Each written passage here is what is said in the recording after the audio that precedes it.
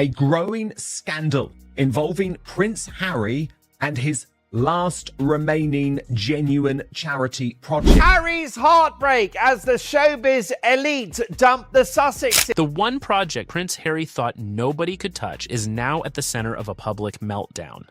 A massive petition is exploding online demanding change at Invictus, and suddenly, Meghan and Harry are facing serious questions. Not about royal drama, but about money sponsorships and whether veterans are being pushed aside while celebrity headlines take over. Critics are questioning why wounded veterans reportedly paid for their own flights, hotels, and equipment, while millions allegedly flowed through the organization behind the scenes. Others are demanding answers about disappearing sponsors, taxpayer funding, and financial reports that triggered major scrutiny online. At the same time, reports surfaced that senior royals may skip upcoming Invictus events completely. No King Charles, no Prince William, no Princess Catherine. And when major corporate names quietly stepped back, the backlash exploded even faster. But the number critics can't stop talking about is the reported $63 million cost tied to the latest games. Once people compared those costs to other veteran competitions, the internet started asking one brutal question. Where is all the money actually going? Now, Birmingham is approaching fast, the petition keeps growing, and what happens next could change Invictus forever. Australia has done a U-turn. They had previously cut funding for the Invictus Games, but now veteran backlash has forced them to bring it back. I think that will be the beginning of the end for Meghan as a public figure, because this is a man that she's abandoned. Just awful. It will be shame on you, Meghan. The petition didn't start as a small complaint online. It exploded because more people began sharing the same frustration at the same time. Critics weren't presenting themselves as anti-veteran or anti-Invictus. They claimed they were trying to protect the original mission of the games from being buried under controversy, celebrity attention, and growing financial questions. That shift changed everything. Instead of attacking the athletes, critics focused directly on Meghan and Harry's public role around the games. Some questioned whether the spotlight had moved away from the competitors and onto media moments, photo ops, and celebrity headlines surrounding the Sussexes. Once that perception spread online, the backlash accelerated fast. Posts criticizing the couple gained huge traction, with people asking why the conversation around Invictus now seemed dominated by sponsorship drama, royal tension, and controversy instead of the veterans themselves. And then people started digging into the financial reports tied to the games, and the entire story exploded even further. The financial questions surrounding Invictus exploded after critics started focusing on one number that instantly grabbed attention. The reported $63 million cost tied to the Vancouver and Whistler Games. Once people broke down the math, the internet went into overdrive. More than 500 competitors reportedly participated, which critics claimed pushed the average cost per athlete to shocking levels compared to other veteran competitions around the world.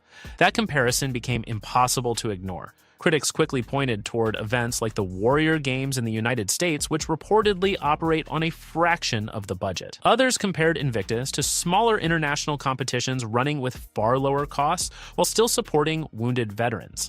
And suddenly, people started asking where all the extra money was actually going. Then came the reports that hit even harder. Claims began spreading online that some wounded veterans reportedly covered their own flights, hotels, and equipment, while huge amounts of funding flowed through the organization behind the scenes. For many supporters, that contrast became the moment the entire conversation changed. Once the financial filings started circulating publicly, the backlash intensified almost overnight. Critics focused on reports claiming direct grants to veterans organizations had reportedly dropped sharply during the same period that foundation income increased. That detail immediately triggered questions about priorities and transparency, but it didn't stop there.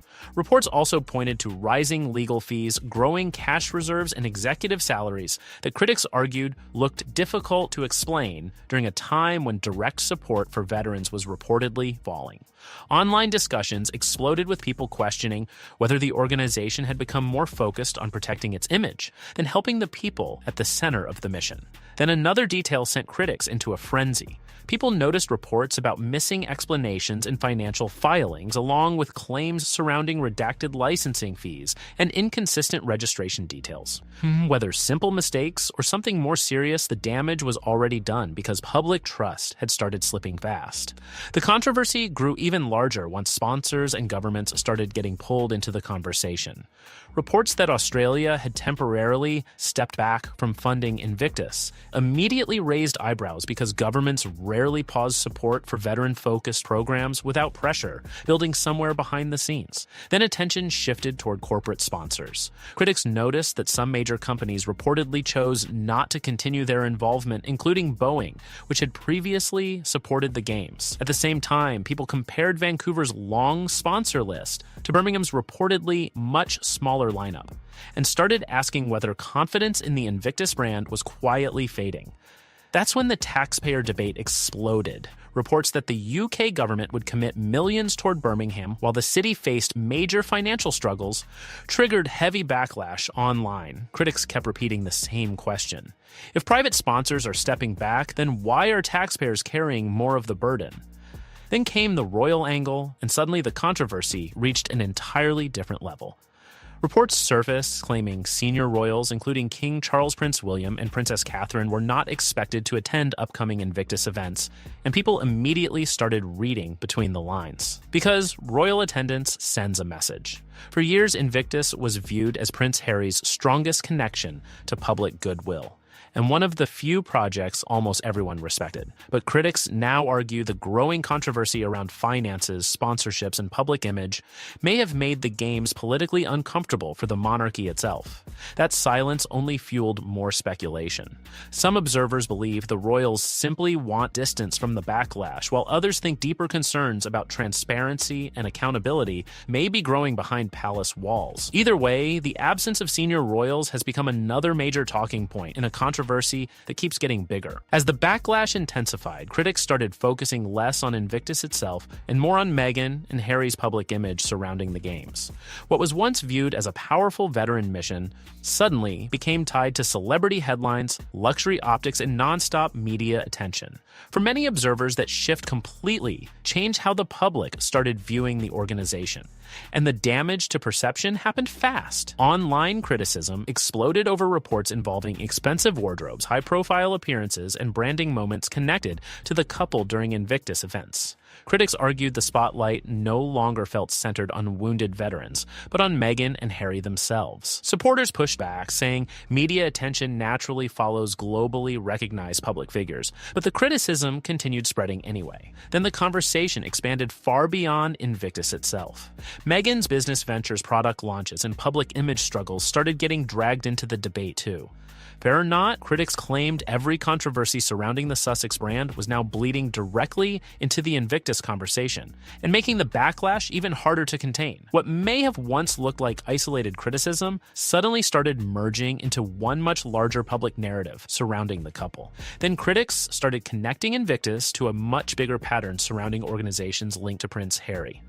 Attention quickly turned toward controversies involving Sentabale and African parks, both of which faced damaging headlines, public disputes, and growing scrutiny in recent years. Critics argued the pattern was becoming impossible to ignore. According to them, organizations connected to Harry often begin with massive public support before eventually getting pulled into leadership disputes, financial controversy, or reputational damage. Supporters strongly reject that argument and insist the situations are far more complicated than critics make them sound, pointing out that large international charities often face difficult challenges behind the scenes. But public trust was already starting to erode.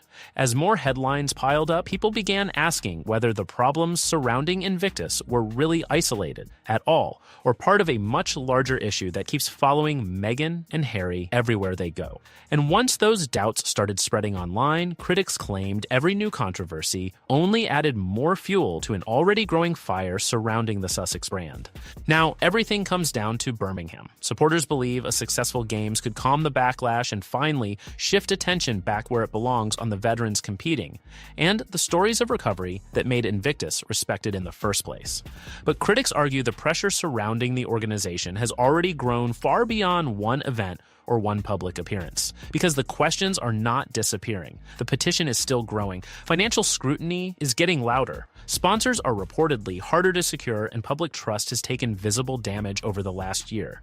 Critics say simply showing up smiling for cameras is no longer enough. They want direct answers, transparency, and proof that veterans truly remain the center of every major decision being made behind the scenes. And the pressure surrounding Birmingham is now enormous. If attendance looks weak, critics will notice. If sponsors stay limited, critics will notice. And if the same financial questions remain unanswered after the games end, many believe the controversy could explode even further instead of fading away. For Meghan and Harry, this is starting to look less like a normal public relations problem and more like a defining moment for the future of Invictus itself. And if Birmingham fails to change public perception, the backlash could become even harder to contain. At the center of all this are the wounded veterans who inspired Invictus in the first place. That's why this controversy has become so explosive, because both supporters and critics claim they are fighting to protect the same mission, even while blaming each other for the damage surrounding it and the growing backlash now surrounding the games worldwide. But Birmingham may decide everything. If the games succeed, the backlash could slow down, and Meghan and Harry may regain some public trust around Invictus. A strong event focused entirely on the athletes could help push the conversation away from celebrity headlines and back toward the people the organization was originally created to support. Supporters believe that is still possible if the focus returns fully to the veterans, their stories, and the original purpose behind the competition. But if the same questions about money, sponsors, transparency, and leadership remain unanswered, critics believe the pressure will only grow louder after the cameras leave. And once public trust starts slipping, it becomes very difficult to win back, especially when financial scrutiny, public criticism, and negative headlines continue building at the same time. One thing is certain now.